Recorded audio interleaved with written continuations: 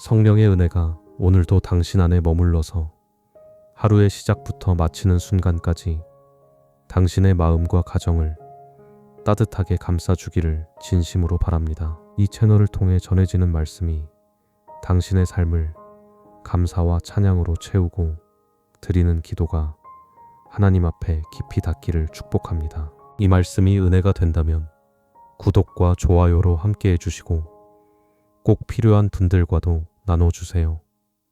은혜는 나눌수록 더 깊어집니다. 사랑하는 믿음의 가족 여러분, 오늘 아침 눈을 뜬 순간 가장 먼저 무엇을 하셨습니까?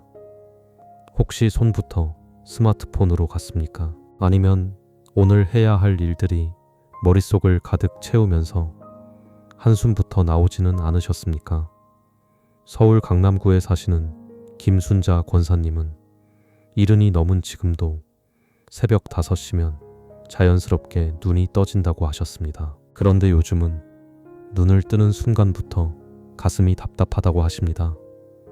미국에 사는 큰아들은 1년 내내 전화 한 통 없고, 작은 딸은 남편과 갈등이 깊어져 이혼 이야기까지 나오고 있습니다. 예전 같지 않은 몸도 마음을 무겁게 합니다.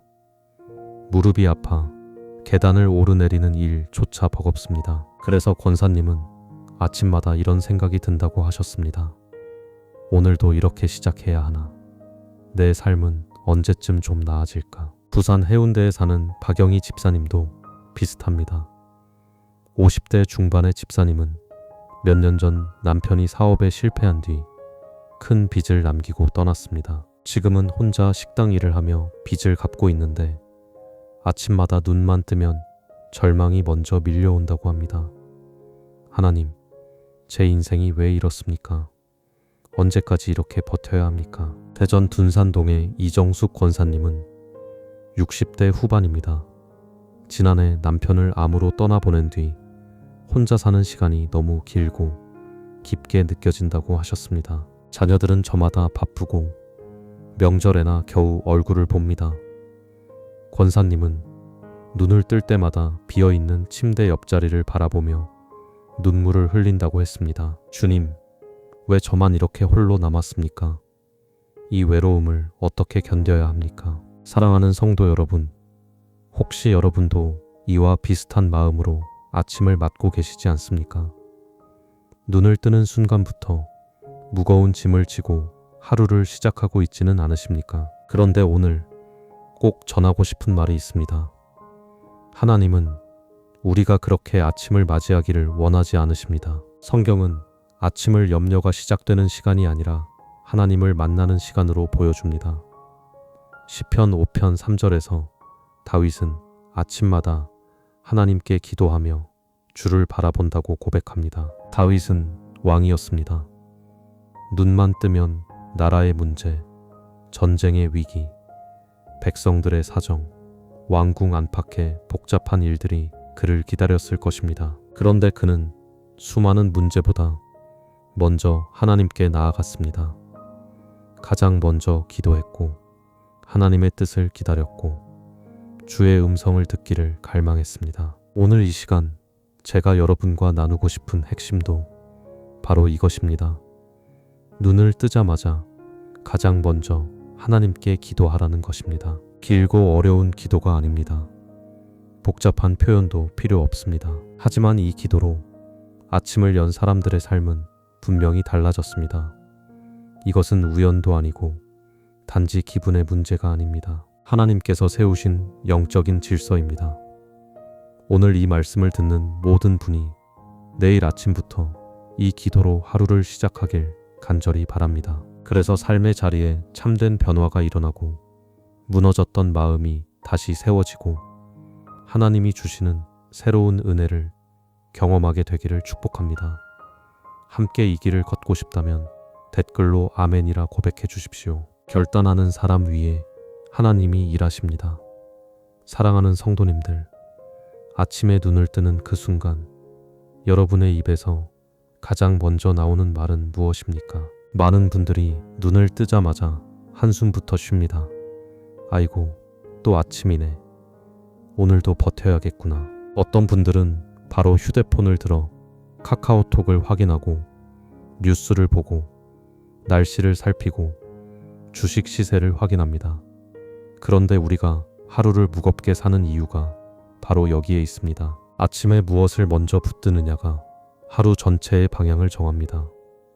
세상을 먼저 붙들면 세상 일에 끌려다니는 하루가 됩니다. 걱정을 먼저 붙들면 걱정이 하루를 지배합니다. 그러나 하나님을 먼저 붙들면 하나님이 다스리시는 하루가 됩니다. 잠언 8장 17절은 하나님을 간절히 찾는 사람이 하나님을 만나게 된다고 말씀합니다. 여기서 간절함은 감정의 크기만 말하는 것이 아닙니다. 우선순위를 말합니다. 가장 먼저 찾는 마음을 뜻합니다. 그래서 하나님은 아침 첫 시간을 기뻐하십니다. 많은 분들이 말합니다. 목사님, 저는 아침이 너무 정신없습니다. 출근 준비도 해야 하고 가족 식사도 챙겨야 하고 아이들 학교 보낼 준비까지 하려면 눈코 뜰 새가 없습니다. 맞습니다. 특히 자녀를 돌보는 어머니들에게 아침은 전쟁과도 같습니다. 그런데 바로 그래서 더 하나님이 필요한 것입니다. 바쁜 아침일수록 더 먼저 하나님께 붙들려야 합니다. 시간이 없는 것이 아니라 우선순위가 흔들린 경우가 많습니다. 인천 부평에 사는 최영란 권사님의 간증을 들려드리겠습니다. 권사님은 50대 후반인데 30년이 넘도록 새벽 기도를 다니셨습니다. 그런데 몇 해 전부터 무릎 통증이 심해져 교회까지 가는 길이 너무 힘들어졌습니다. 원래는 15분이면 걸어가던 길이 어느새 30분이 넘게 걸렸고 결국 자연스럽게 새벽 기도를 쉬게 되었습니다. 처음에는 아쉽기만 했지만 시간이 지나면서 그 생활에 익숙해졌습니다. 그런데 이상한 일이 생겼습니다.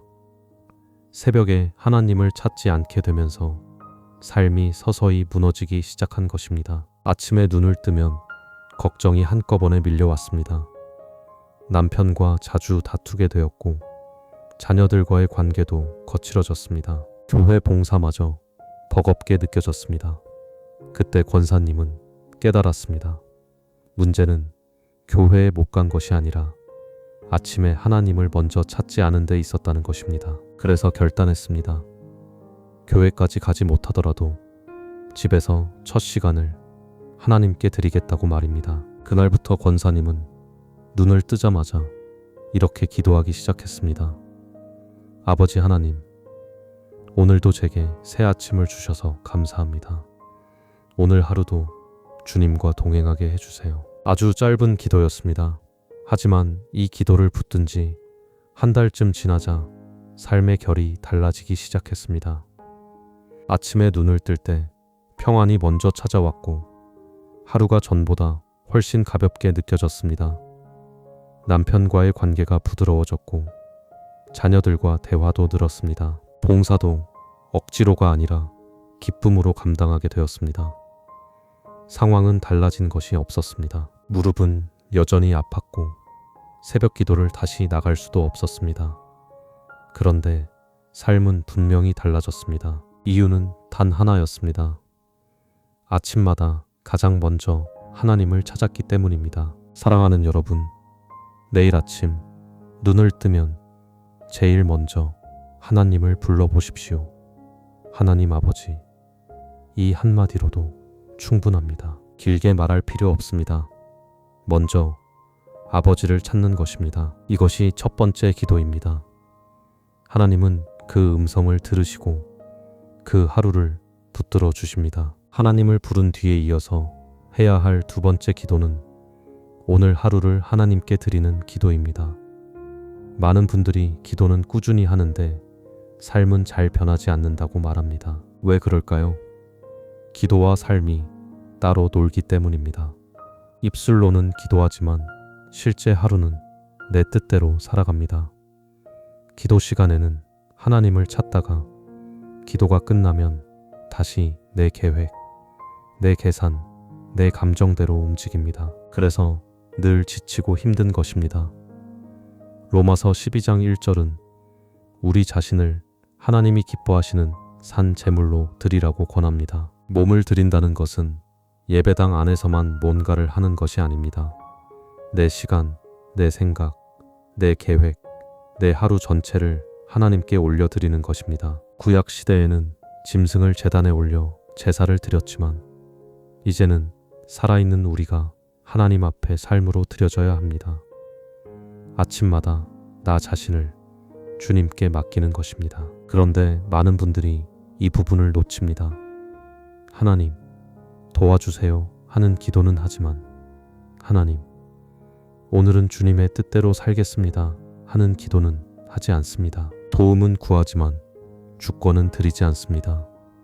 여기에 큰 차이가 있습니다. 광주 북구에 사시는 김영희 집사님의 이야기를 나누겠습니다. 집사님은 60대 초반이고 남편과 함께 작은 식당을 운영합니다. 몇 년 전까지만 해도 집사님의 아침은 늘 스트레스로 시작됐습니다. 손님이 적으면 걱정이 커졌고 손님이 많으면 몸이 너무 힘들었습니다. 남편과 부딪히는 일도 잦았고 사소한 일에도 예민하게 반응했습니다. 그러던 어느 수요 예배에서 이런 말씀을 들었습니다.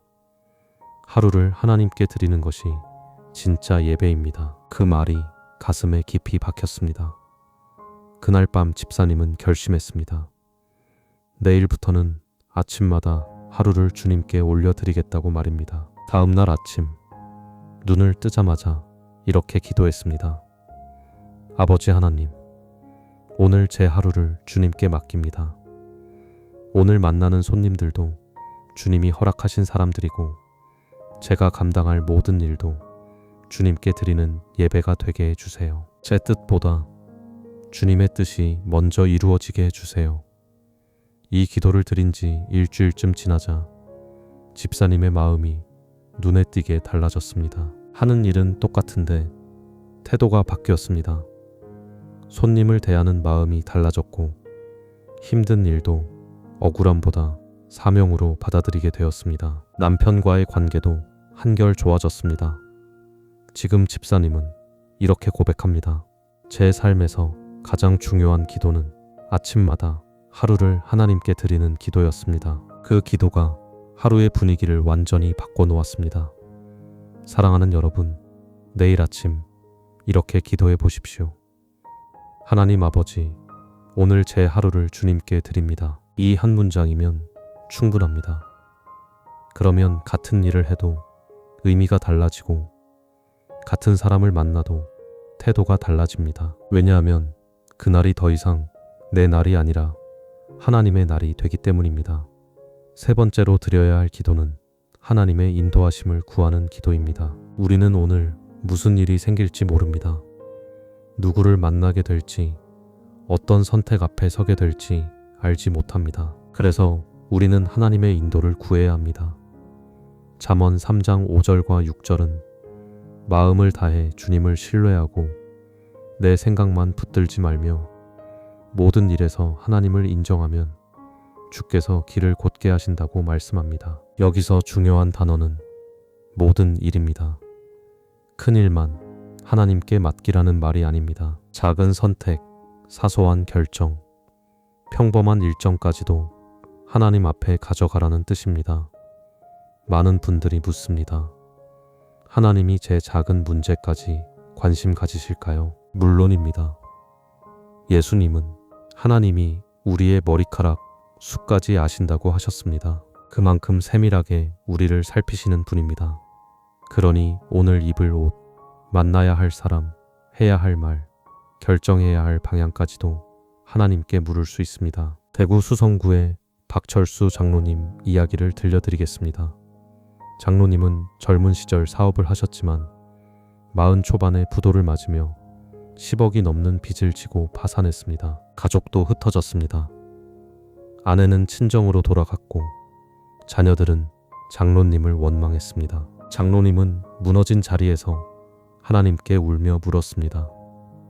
하나님, 이제 저는 어떻게 해야 합니까? 저를 이끌어 주십시오. 그날 이후 장로님은 매일 아침 이렇게 기도했습니다. 하나님 아버지, 오늘 저를 인도해 주십시오. 제가 어디로 가야 할지, 무엇을 해야 할지 모릅니다. 주님이 제 발걸음을 이끌어 주십시오. 그리고 실제로 하루하루를 하나님께 맡기며 살았습니다. 무슨 일을 할지, 누구를 만날지, 어떤 결정을 내려야 할지 그때마다 하나님께 묻고 또 물었습니다.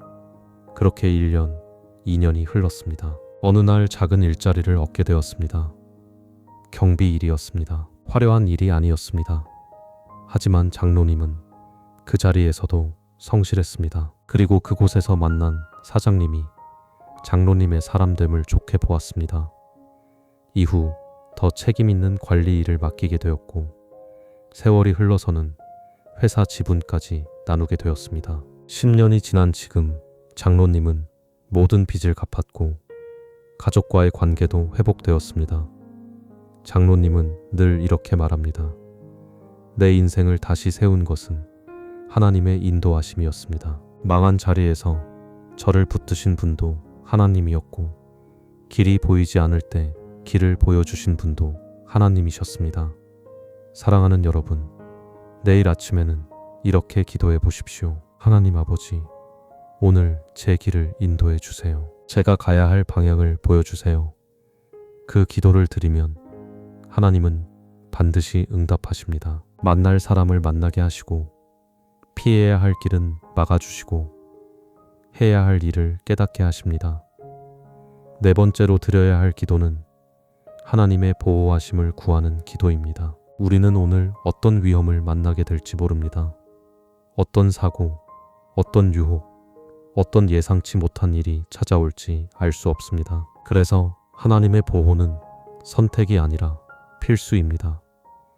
시편 91편은 하나님을 지극히 높으신 분의 은밀한 곳, 전능하신 분의 그늘로 표현합니다. 아무도 함부로 침범할 수 없는 안전한 자리, 뜨거운 햇빛을 막아주는 그늘, 피난처와 요새 같은 보호를 의미합니다. 그런데 많은 사람들이 이 보호를 누리지 못합니다. 이유는 간단합니다. 구하지 않기 때문입니다. 야고보서 4장 2절은 얻지 못하는 이유 중 하나가 구하지 않기 때문이라고 말합니다. 아침에 하나님께 지켜달라고 말하지 않는다면 우리는 스스로를 보호할 수 있다고 착각하며 하루를 시작하게 됩니다. 울산 남구에 사는 정미숙 권사님의 간증입니다.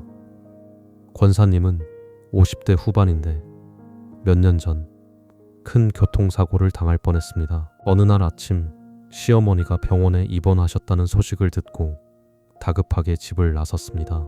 마음이 급하다 보니 기도할 틈도 없이 운전대를 잡았습니다. 교차로에 진입하는 순간 옆에서 신호를 무시한 대형 트럭이 달려들었습니다. 그 이후 기억이 끊겼고 눈을 떴을 때는 병원이었습니다. 감사하게도 큰 부상은 피했습니다. 경찰관은 기적에 가깝다고 말했습니다. 트럭이 정면으로 들이받았지만 차량이 반쯤 돌면서 충격이 비껴갔다는 것입니다. 그 일을 겪고 권사님은 깊이 깨달았습니다. 그날 아침 하나님께 지켜달라고 한마디도 구하지 않고 집을 나섰다는 사실이 마음에 크게 남았습니다. 그 이후로는 절대로 기도 없이 하루를 시작하지 않겠다고 결단했습니다. 그날부터 권사님은 눈을 뜨면 먼저 이렇게 기도합니다. 아버지 하나님, 오늘 하루도 저를 지켜주세요. 제가 가는 길을 보호해 주시고 보이는 위험과 보이지 않는 위험에서 건져주세요. 그 기도를 시작한 지 5년이 지났고 권사님은 그동안 수없이 하나님의 보호를 경험했다고 고백합니다. 어느 날은 운전 중 갑자기 브레이크를 밟아야 할 것 같은 마음이 들었습니다. 이유는 알 수 없었지만 멈췄고 바로 그 순간 앞쪽에서 공사 자재가 떨어졌습니다. 또 어떤 날은 이미 잠근 현관문이 자꾸 마음에 걸려 다시 확인하러 갔다가 가스 밸브가 열려 있는 것을 발견했습니다. 그대로 나갔더라면 큰일이 날 뻔했습니다. 권사님은 이제 확신 있게 말합니다. 하나님은 정말로 저를 지켜주십니다. 아침마다 보호를 구할 때 주님은 하루 종일 저를 살펴주십니다. 사랑하는 여러분, 내일 아침에는 이렇게 기도하십시오. 하나님 아버지, 오늘 하루 저를 보호해 주세요. 제 걸음을 지켜주시고 모든 위험에서 건져주세요. 이 짧은 기도 하나가 여러분의 하루를 든든하게 붙들어 줄 것입니다. 다섯 번째로 필요한 것은 말씀으로 하루를 준비하는 기도입니다. 우리는 아침에 하나님의 말씀으로 마음을 세워야 합니다. 말씀은 우리 인생의 길을 비추는 등불과 같습니다.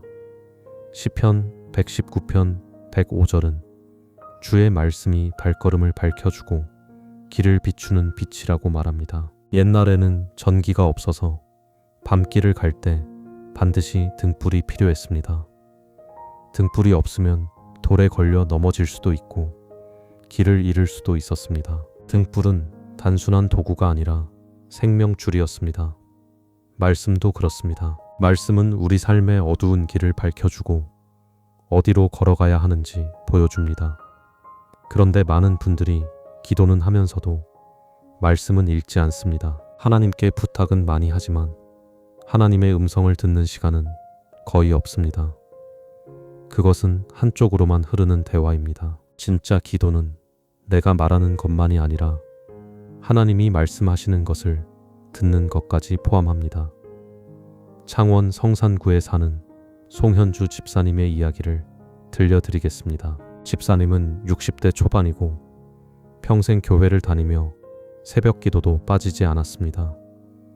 그런데도 삶에는 늘 불평과 불만이 가득했습니다. 남편에게도 자녀들에게도 교회에도 마음이 편하지 않았습니다. 기도는 계속했지만 삶은 바뀌지 않았습니다. 그러던 어느 부흥회에서 강사 목사님이 이렇게 설교했습니다.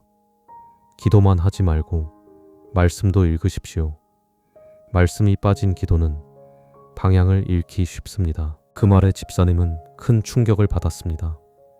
자신이 평생 기도는 했지만 말씀을 제대로 붙든 적은 많지 않았다는 사실을 깨달았습니다. 그날 이후 집사님은 달라졌습니다.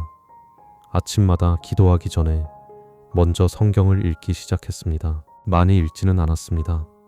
하루에 한 장, 때로는 한 단락이면 충분했습니다. 중요한 것은 읽고 묵상한 뒤 그 말씀을 품고 기도하는 것이었습니다.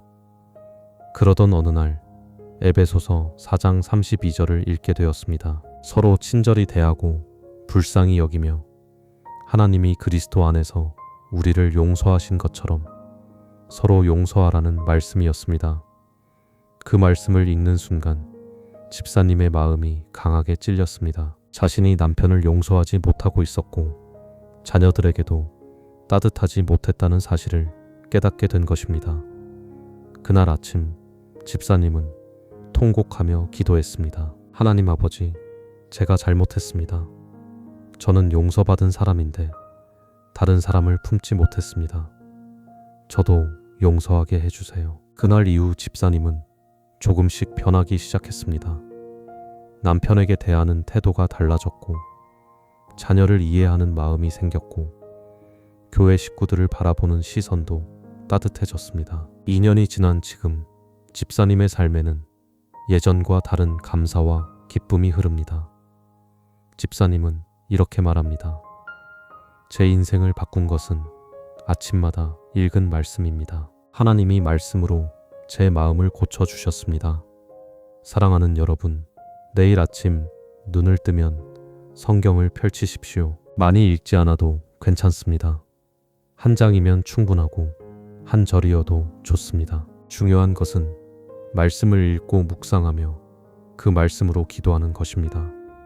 하나님 아버지, 오늘 제 삶이 이 말씀을 따라가게 해주세요. 그렇게 기도하십시오. 그러면 하나님은 그 말씀으로 여러분의 생각을 바꾸시고 말과 행동까지 새롭게 하실 것입니다. 여섯 번째로 드려야 할 기도는 감사의 기도입니다. 아침에 눈을 뜨면 가장 먼저 감사부터 하십시오. 왜냐하면 감사는 마음의 방향을 바꾸고 하루의 분위기를 바꾸며 삶의 시선을 바꾸기 때문입니다. 데살로니가 전서 5장 18절은 모든 일 가운데 감사하라고 말합니다. 좋은 일만 감사하는 것이 아닙니다. 힘든 때에도 감사의 이유를 찾는 것이 믿음입니다. 많은 분들이 이렇게 말합니다. 감사할 일이 없는데 어떻게 감사합니까? 그러나 정확히 말하면 감사할 일이 없는 것이 아니라 감사할 것을 보지 못하는 경우가 더 많습니다. 오늘 눈을 떴다는 사실, 숨을 쉬고 있다는 사실, 걸을 수 있다는 것, 볼 수 있다는 것, 들을 수 있다는 것, 이 모든 것이 결코 당연하지 않습니다. 다 은혜입니다. 전주 완산구에 사시는 한명숙 권사님의 이야기를 들려드리겠습니다. 권사님은 70대 초반인데 몇 년 전까지만 해도 불평이 많은 분이었습니다. 아침에 눈을 뜨자마자 제일 먼저 한숨이 나왔습니다. 왜 나만 이렇게 힘들까? 다른 사람들은 다 잘 사는 것 같은데 왜 나만 이런가? 남편을 잃은 슬픔도 컸고 혼자 사는 외로움도 깊었습니다.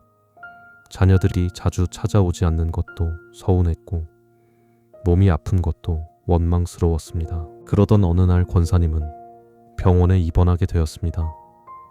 그런데 옆 침대에 계신 70대 후반의 한 할머니가 말도 못하고 몸도 거의 움직이지 못한 채 누워 계셨습니다. 중풍으로 쓰러져 2년째 누운 생활을 하고 계시다는 말을 들었습니다. 그 모습을 보며 권사님은 큰 충격을 받았습니다. 나는 아직 걸을 수 있고 말할 수 있고 밥을 먹을 수 있구나. 이것이 얼마나 큰 축복인가. 그날 이후 권사님의 아침이 달라졌습니다. 눈을 뜨자마자 감사하기 시작한 것입니다. 하나님 아버지, 오늘도 눈을 뜨게 해주셔서 감사합니다. 걸을 수 있게 하셔서 감사합니다. 볼 수 있게 하셔서 감사합니다. 처음에는 억지로라도 감사하려 했습니다. 마음이 저절로 감사로 가득 찬 것은 아니었습니다. 그런데 신기하게도 감사를 계속 입술에 올리다 보니 마음이 따라오기 시작했습니다. 불평은 줄어들고 한숨은 사라지고 짜증도 눈에 띄게 줄었습니다. 대신 기쁨이 생겼고 평안이 찾아왔고 웃음이 다시 돌아왔습니다. 지금 권사님은 교회에서 가장 밝은 분 중 한 분이 되었습니다. 누구를 만나도 환하게 인사하고 어떤 상황에서도 감사의 이유를 찾습니다. 권사님은 이렇게 고백합니다. 제 인생을 바꾼 것은 감사였습니다. 아침을 감사로 열면 하루 전체가 달라집니다. 사랑하는 여러분, 내일 아침 눈을 뜨면 이렇게 시작해 보십시오. 하나님 아버지, 오늘도 살게 해주셔서 감사합니다. 그리고 계속 감사의 이유를 찾으십시오. 숨 쉴 수 있음에 감사하고, 걸을 수 있음에 감사하고, 볼 수 있음에 감사하고, 들을 수 있음에 감사하고, 먹을 수 있음에 감사하고, 가족이 있음에 감사하고, 집이 있음에 감사하고, 예배할 교회가 있음에 감사하십시오. 감사를 찾기 시작하면 끝이 없습니다. 하나님은 이미 우리에게 많은 것을 주셨습니다. 우리가 그것을 놓치고 있었을 뿐입니다. 마지막 7번째 기도는 가족과 이웃을 위한 기도입니다. 우리는 혼자 살아가는 존재가 아닙니다. 우리 곁에는 가족이 있고, 친구가 있고, 교회 식구가 있고, 이웃이 있습니다. 그들도 우리와 같은 하루를 살아가고 있습니다. 각자의 눈물과 짐을 안고 하루를 시작합니다. 그래서 우리는 나만을 위해 기도하는 데서 멈추지 말고 다른 사람을 위해서도 기도해야 합니다. 디모데전서 2장 1절과 2절은 모든 사람을 위해 간구하고 기도하고 도와달라고 아뢰고 감사하라고 권합니다. 바울은 이것을 첫째로 하라고 말합니다. 곧 아주 중요한 우선순위라는 뜻입니다. 왜 그럴까요? 다른 사람을 위한 기도에는 하나님이 기뻐하시는 넓은 마음이 담겨 있기 때문입니다. 욥기 42장 10절을 보면 욥이 자기 친구들을 위해 기도할 때 하나님이 그의 형편을 돌이키셨습니다. 욥은 자기 문제만 붙들고 있을 때가 아니라 자신을 괴롭게 했던 친구들을 위해 기도할 때 회복을 경험했습니다. 청주 상당구에 사는 최순희 집사님의 이야기를 들려드리겠습니다. 집사님은 60대 후반인데 몇 년 전까지만 해도 늘 자기 걱정으로 가득했습니다. 건강 문제, 돈 문제, 자녀 문제를 생각하며 아침을 시작했습니다. 기도도 대부분 자기 문제를 해결해 달라는 내용이었습니다. 하나님, 제 건강을 지켜주세요. 우리 자녀들을 도와주세요. 경제 문제를 풀어주세요. 그런데 그렇게 기도해도 마음에는 평안이 없었습니다. 오히려 걱정만 더 커지는 것 같았습니다. 그러던 어느 금요 철야 예배에서 이런 말씀을 들었습니다. 자기 자신만 위해 기도하면 마음이 점점 좁아지지만 다른 사람을 위해 기도하면 마음이 넓어집니다. 그 말씀을 듣고 집사님은 결단했습니다. 내일부터는 남을 위해 기도하겠다고 말입니다. 다음 날 아침 눈을 뜨자마자 남편을 위해 기도했습니다. 하나님, 오늘 제 남편을 지켜주시고 축복해 주세요. 이어서 자녀들을 위해 기도했습니다. 우리 아이들이 오늘도 안전하게 살게 해주시고 바른 길로 이끌어 주세요. 교회 식구들을 위해서도 이웃을 위해서도 기도했습니다. 처음에는 어색했고 솔직히 부담스럽기도 했습니다. 내일도 바쁜데 남의 일까지 품어야 하나 싶었습니다.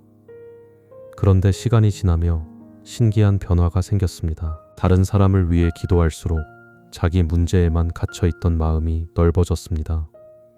걱정의 크기가 줄었고 평안이 찾아왔습니다. 더 놀라운 것은 집사님이 남을 위해 기도하기 시작한 뒤로 자신의 삶의 문제들도 하나씩 풀리기 시작했다는 것입니다. 건강이 좋아졌고 경제적으로도 숨통이 트였고 자녀들과의 관계도 회복되었습니다. 지금 집사님은 매일 아침 10명이 넘는 사람을 위해 이름을 불러가며 기도합니다. 가족, 친구, 교회, 성도들, 이웃, 심지어 길에서 스쳐 지나간 사람들까지 붙습니다. 그리고 이렇게 고백합니다. 다른 사람을 위해 기도하는 것이 제 인생에서 가장 큰 축복이 되었습니다. 남을 살리는 기도가 결국 저를 살렸습니다. 사랑하는 여러분, 내일 아침에는 가족을 위해 기도하십시오. 남편과 아내를 위해, 자녀를 위해, 부모님을 위해, 형제 자매를 위해 기도하십시오. 교회 식구들을 위해, 직장 동료를 위해, 친구를 위해, 이웃을 위해 기도하십시오. 예수님은 원수까지도 위해 기도하라고 말씀하셨습니다. 나를 힘들게 한 사람까지 하나님께 맡길 수 있을 때 우리의 기도는 더 깊어집니다. 이렇게 기도해 보십시오.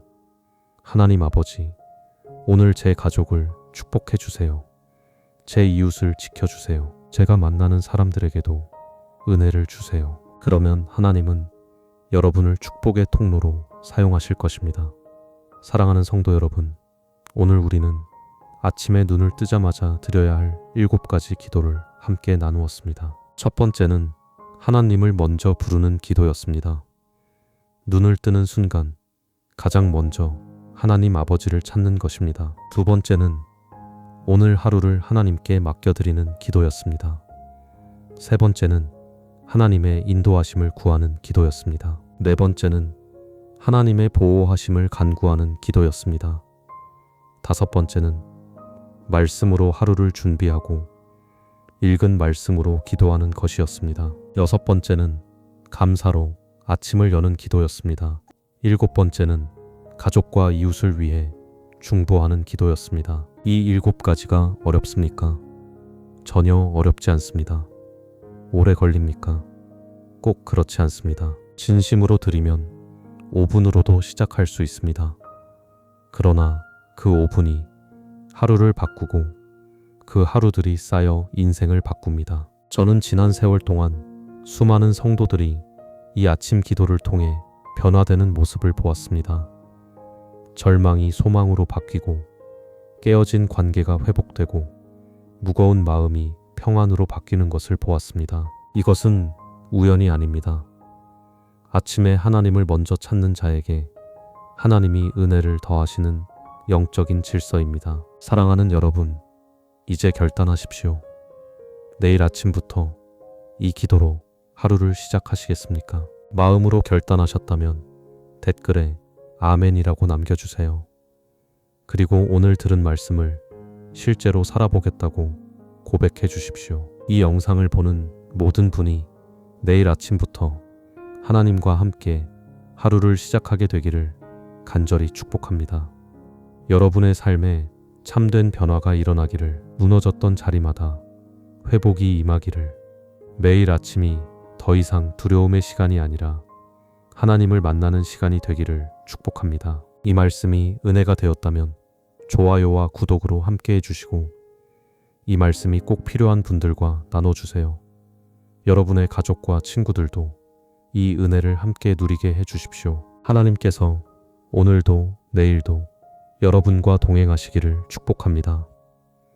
하나님의 사랑이 매일 아침 새롭게 여러분 위에 머물기를 바랍니다. 예수님의 이름으로 축복합니다. 아멘.